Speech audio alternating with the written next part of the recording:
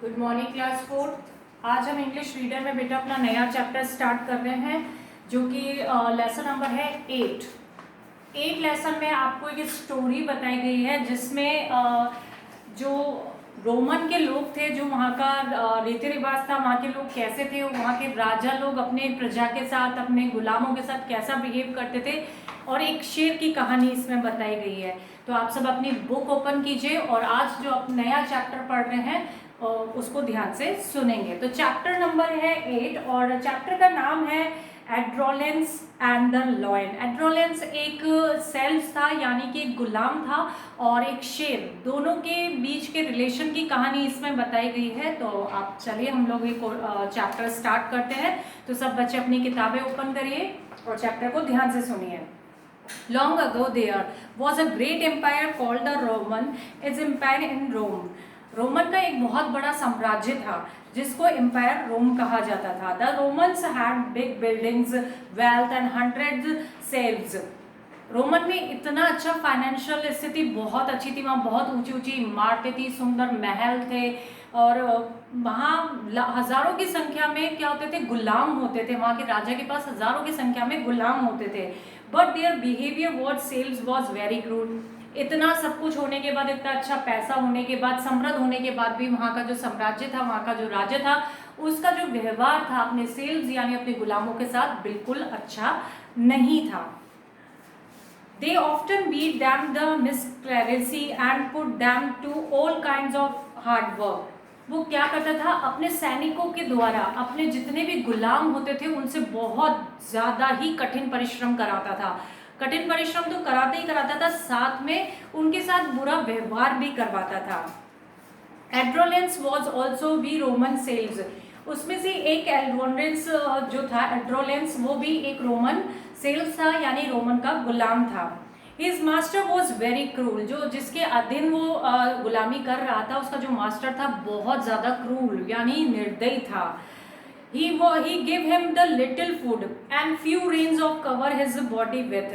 वो उसे पूरा काम लेता था लेकिन बदले में थोड़ा सा खाना और फटे हुए कपड़े तन ढकने के लिए दे देता था। Adrolen's work from morning till evening, yet his master was not satisfied with his work. जो एड्रोलेंस था वो सुबह से लेकर शाम तक बहुत कार्य करता था, लेकिन फिर भी उनका जो मास्टर था वो उससे संतुष्ट नहीं था।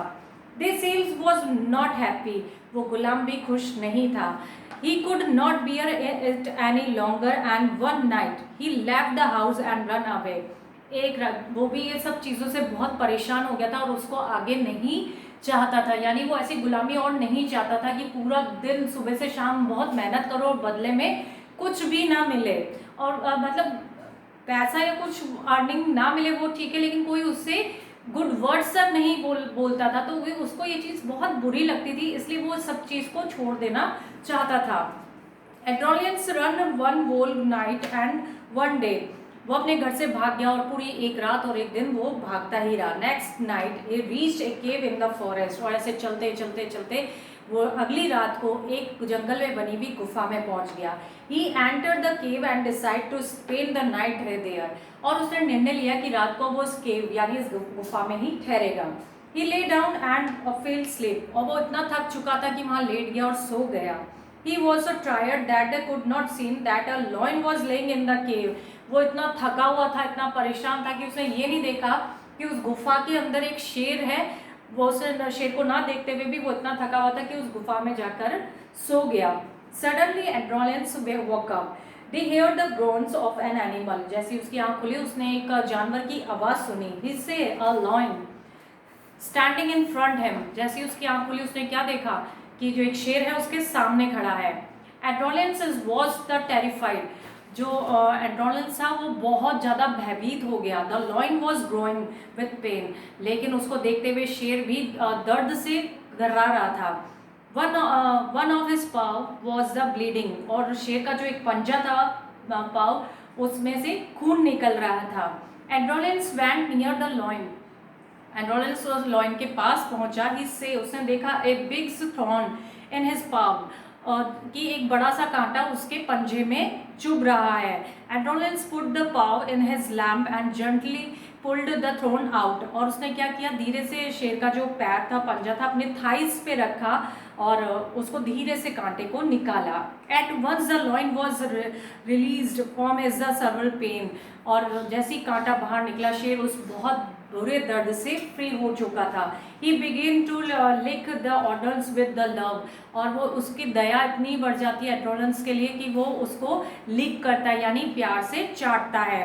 फॉर ईयर्स और to Androcles and the lion both live together in the cave like friends, काफ़ी सालों तक जो लॉयन था और एड्रोनल्स था वो दोनों एक मित्र की भांति उस गुफा में रहने लगे। In the day they hunted and at night they slapped, दिन में वो शिकार करते थे और रात को सो जाते थे। देन द एड्रोनॉल फील्ड लॉनली, अब एड्रोनॉल को बहुत ज़्यादा अकेलापन फील होने लगा था। He felt he could not stay in the woods lying any longer.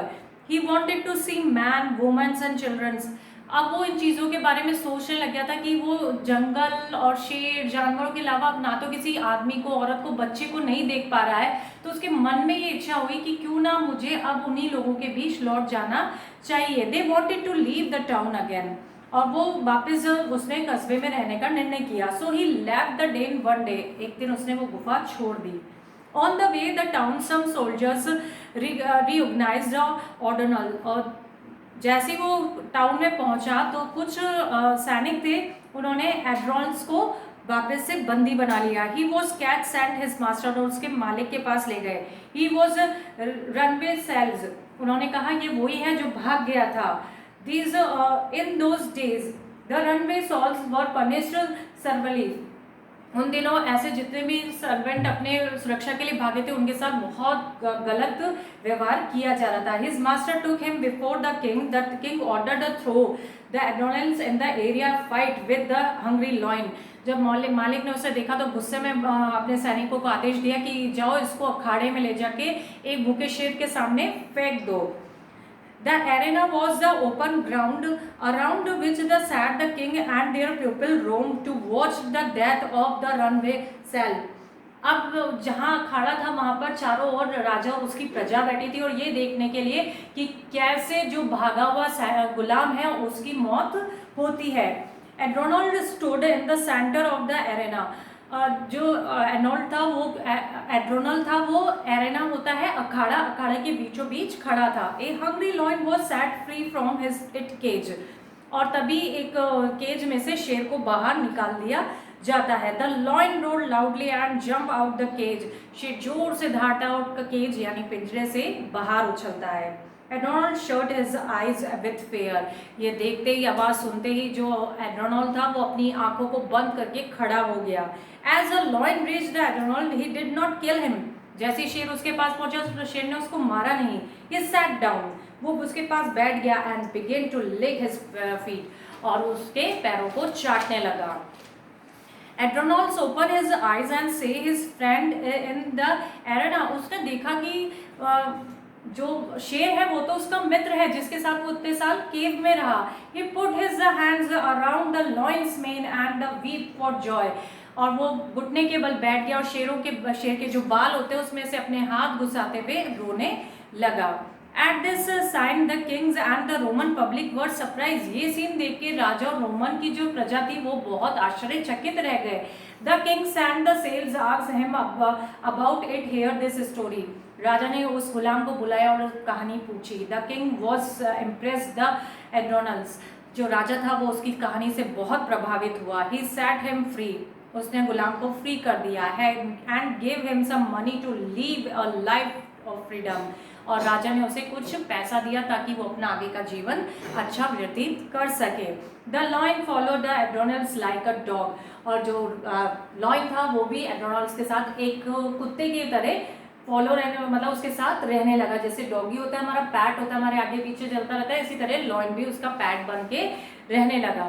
तो बच्चों ये चैप्टर की कहानी आपको समझ में आ गई होगी कि कैसे एक गुलाम और एक शेर की दोस्ती हुई, कैसे दोनों ने एक दूसरे को सुरक्षित किया और कैसे उनकी दोस्ती उसके जीवन को चेंज किया। तो बच्चों इससे रिलेटेड देखिए यहाँ बोर्ड पे मैंने कुछ वर्ड मीनिंग आप लोगों के लिए लिखे हुए हैं, जिसमें फर्स्ट है ग्रेट एम्पायर। ग्रेट एम्पायर का मतलब होता है विशाल साम्राज्य। सेल्स का मतलब होता है गुलाम। सेल्स होते हैं गुलाम। क्रूल यानी क्रूल भी बोलते हैं इनको, क्रूर के साथ तो इनको आप बोल सकते हैं निर्दयी व्यक्ति। ऑफ्टन यानी अक्सर, सेटिस्फाई यानी संतुष्ट होना, एंड टेरिफाइड, टेरिफाइड मतलब होता है भयभीत होना। एरेना यानी अखाड़ा जहां पर लड़ाई लड़ी जाती है। And lions main, lions main का मतलब होता है शेर के बाल। देखा है ना आपने, जो बड़ा शेर होता है उसके कैसे बड़े लंबे लंबे बाल होते हैं, उनको बोला जाता है लॉयंस मेन। इम्प्रेस्ड यानी प्रभावित। तो बच्चों इस चैप्टर को आपको ध्यान से सुनना है, इसका ट्रांसलेशन आपको समझना है और बोर्ड पे दिए गए वर्ड मीनिंग कॉपी में करने ही है, साथ में इन वर्ड मीनिंग्स को आपको अच्छे से लर्न भी करना है। तो दिया गया वर्क आप अपनी कॉपी में करेंगे। Thank you, take care.